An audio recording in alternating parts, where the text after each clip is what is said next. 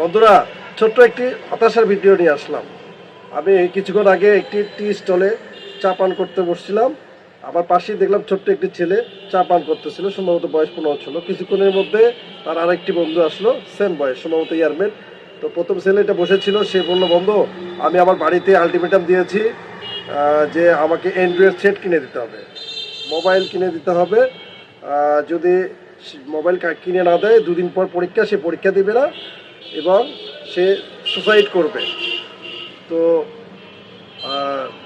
তাকে বারবার ফোন করা হচ্ছে বাসা থেকে, সে রেসপন্স করছে না, সে বের হয়ে চলে আসছে।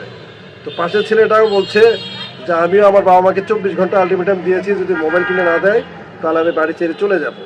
তো এই ছেলেটা আরেকটা পরামর্শ দিচ্ছে যে যদি তুমি একটা কাজ করতে পারো, তোমার বাবাকে বলতে পারো যদি তোমাকে মোবাইল কিনে না দেয়, তারা যদি তাকে ভালোবাসে তাহলে যেন সে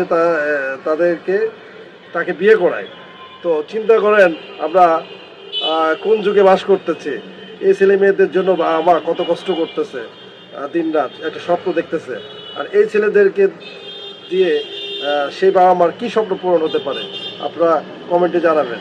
আশা করি ভিডিওটা ভালো লাগলে শেয়ার করে সমস্ত বাবা মাকে সতর্ক করার সুযোগ করে দেবেন। আল্লাহ হাফেজ।